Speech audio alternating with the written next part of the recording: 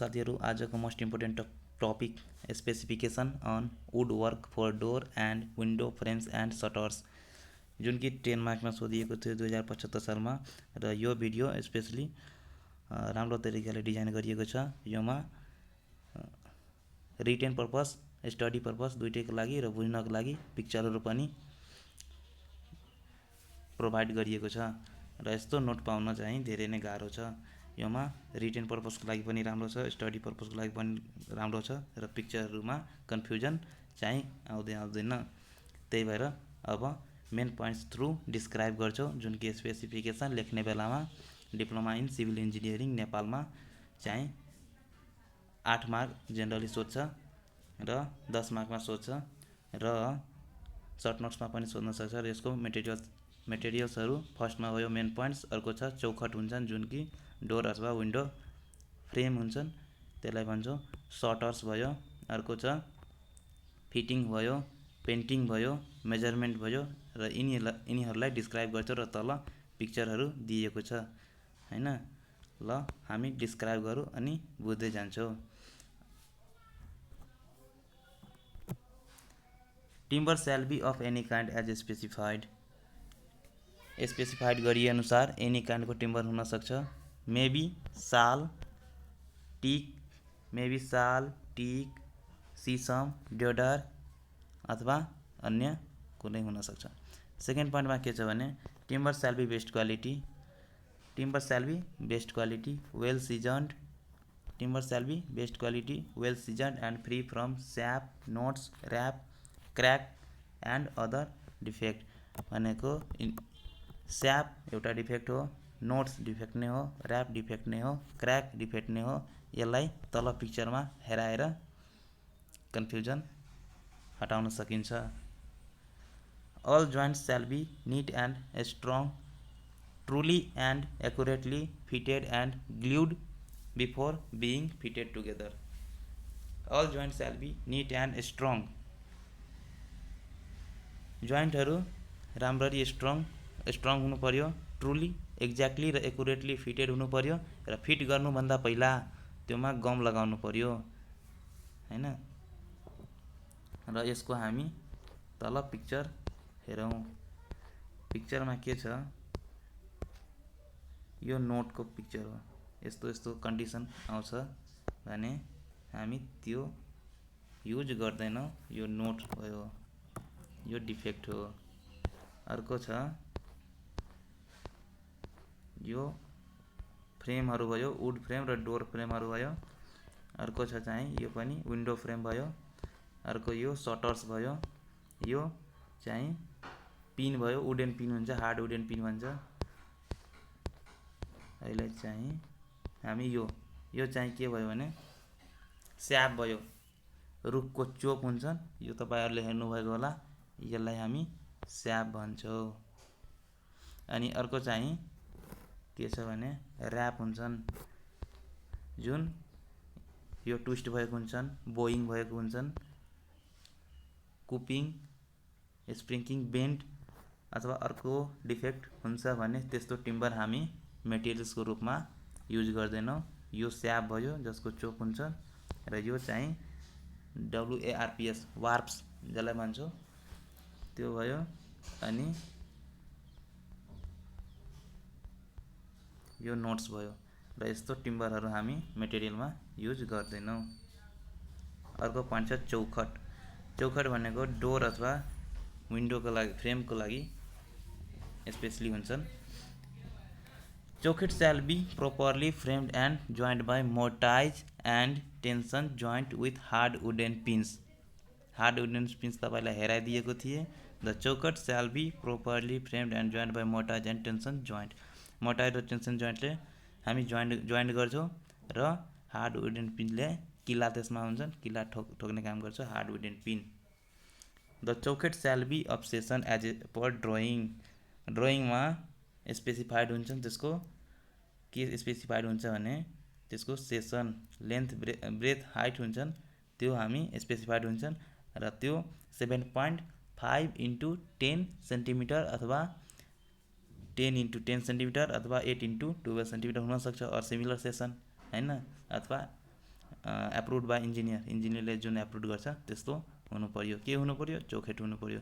कोइन्सिल्ड face of चौखेट shall be painted with 2 coat of coal tar or solignum and other face of चौखेट shall be painted with prime coat before fixing भनेको कोइन्सिल्ड भनेको लुकेको face, hidden face हुन्छन् त्यसको चौखटको स्याल बी पेन्टेड विथ 2 कोटले पेन्ट गर्छ। कोल्टार भनेको पेन्ट हो हैन, कोल्टार र सोलिगिनम पेन्ट हो हैन, 2 कोट गर्छौ हिडन फेसलाई। अनि अदर फेसेज अफ चौखट shall be painted with prime coat before fixing भनेको अदर फेसहरूलाई प्राइम कोटले पेन्ट गर्छौ फिक्सिङ गर्नुभन्दा पहिला। अब चौखटको बारेमा त्यसको फिगर हेरौ। चौखटको फिगर यस्तो हुन्छ, यसलाई चौखट भन्छौ। यो विन्डो फ्रेमको चौखट भयो।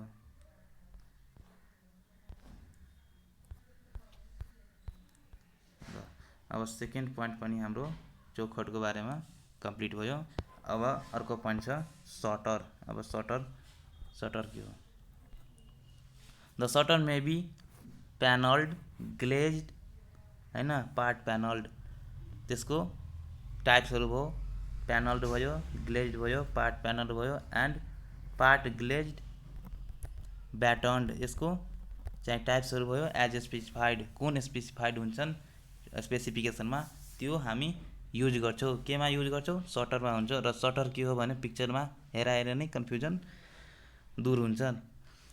अनि the thickness of shutter shall be 3 centimetre to 5 centimetre as specified.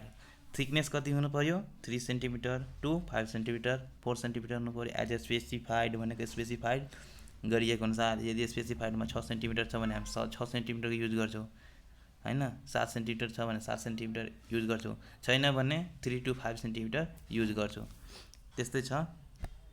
अर्को point the styles and rails स्याल बी फ्रेम्ड प्रोपरली भनेको स्टाइल एन्ड रेल्स, स्टाइल र रेल्स यो टिम्बरको कम्पोनेन्ट हो हैन, जुन कि फिगरमा हेराउँछु। Shall be framed properly and accurately with mortise and tension joint. यो पनि मोटाइज र टेन्सन जोइन्टले फिक्स गर्छौँ र फिक्स विथ वुडन पिन्स, र वुडन पिन्सले चाहिँ फिक्स गरिन्छ। The thickness of one panel shall be 12 mm to 25 mm as specified. र स्पेसिफाइड गरिएअनुसार जति हुन्छ त्यति हामी थिकनेस युज गर्छौँ एउटा प्यानलको हैन, सटरको। र 12 mm टु 25 mm युज गर्छौँ जेनरली, स्पेसिफाइड छैन भने। And shall be fixed with 12 mm insertion into the rails and styles and rails provided with molding as per drawing भनेको मोल्डिङ भनेको के हो? यो सजावट भयो एज पर ड्रइङ, र ड्रइङ अनुसार हामी सजाउँछौँ हैन, त्यही हो। The thickness of one panel shall be 12 mm to 25 mm as specified भनेको थिकनेस 12 mm देखि 25 mm सम्म हुनु पर्यो र स्पेसिफाइड गरिएअनुसार। Shall be fixed with 12 mm insertion into the rails भनेको रेल्समा 12 mm भित्र राख्छौँ।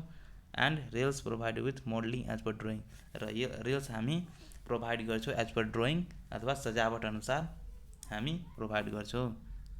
र योमा अब सटरको पिक्चर हेरौँ। यो सटरको पिक्चर हो जुन कि यस प्रकार छ। यो सटरको पिक्चर हो हैन। यो हार्ड वुडन पिन हो। यो पिनहरू हुन्छन् जुनमा टेन्सन अथवा मोटाइज जोइन्ट हुन्छन्, त्योमा हामी युज गर्छौँ।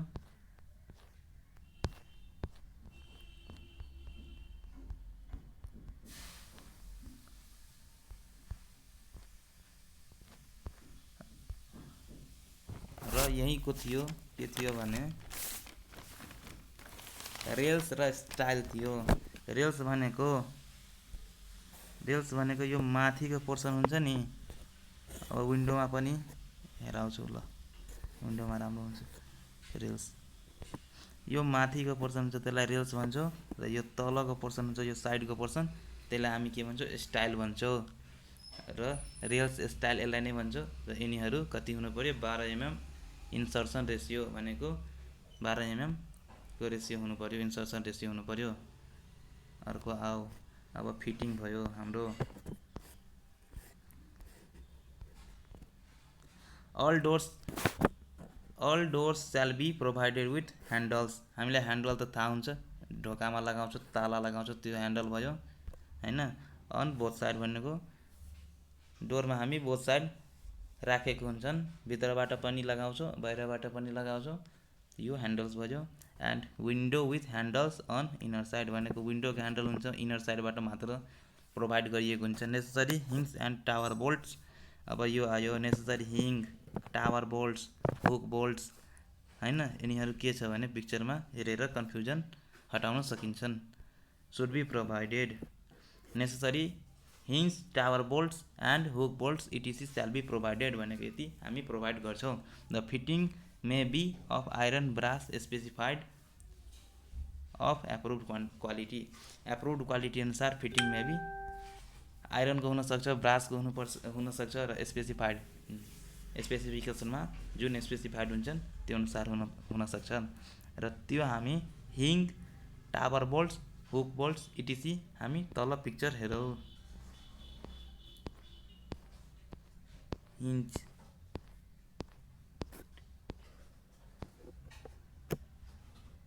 यो चाहिँ हिन्ज भयो यो चाहिँ बोल्ट्स भयो कुन बोल्ट थियो हुक बोल्ट्स थियो यो चाहिँ हुक बोल्ट्स थियो अनि यो चाहिँ टावर बोल्ट यो टावर बोल्ट छ यो हुक बोल्ट छ यो हुक बोल्ट कुन छ योलाई हुक बोल्ट भन्छौँ राम्ररी हेर्नुस् यसलाई के भन्छु भने हिन्ज भन्छ अनि यसलाई के भन्छ भने माथि हामी घरमा बढी प्राय युज गर्छौँ जुन कि यसलाई के भन्छ भने टावर बोल्ट भन्छौँ। यति नै थियो। अब पेन्टिङमा आउनुहोस् फिटिङ गरिसकेपछि हामी के गर्नुपर्छ painting the surface of shutter चौखट द सर्फेस अफ सटर्स चौखट shall be painted with 2 coats of approved paint over a coat of priming कोटमा हामी एप्रुभड पेन्ट जुन एप्रुभ गरिएको हुन्छन् स्पेसिफिकेसनमा स्पेसिफाइड गरिएको हुन्छन् त्यो पेन्टले हामी पेन्ट गर्छौँ। The surface of shutter and चौखट the surface of shutter and चौखट shall be painted with 2 coats भनेको 2 कोटले हामी पेन्टेड गर्छौँ र पेन्ट चाहिँ एप्रुभड गरिएको हुनु पर्यो त्यही पेन्टले हामी पेन्ट गर्छौँ। अर्को छ फेस अफ चौखट इन कन्ट्याक्ट जुन द फेस अफ चौखट इन कन्ट्याक्ट विथ मेसनरी स्याल बी पेन्टेड विथ 2 coats भनेको मेसनरी कुनै ब्रिक मेसनरी हुन्छन् हैन घरमा त्यो 2 coats अफ सोलिग्नम भनेको सोलिग्नम पेन्टको नाम हो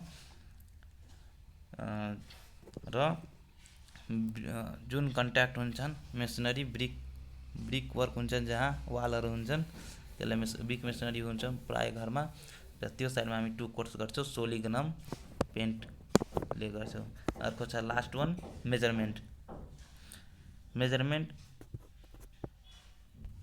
the rate shall be for complete work including hanging and fixing in position भनेको rate shall be for complete work including hanging and fixing in position भनेको ह्याङ्गिङ र फिक्सिङ पोजिसन र कम्प्लिट वर्कको rate हामी प्रोभाइड गरिन्छ।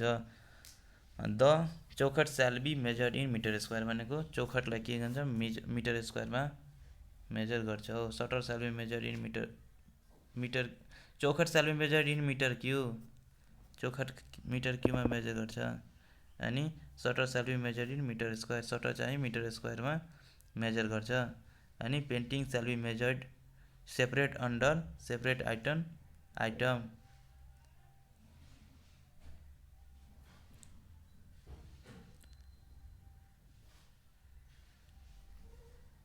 र यसको rate चाहिँ separate item in square metre लेखिएको छ।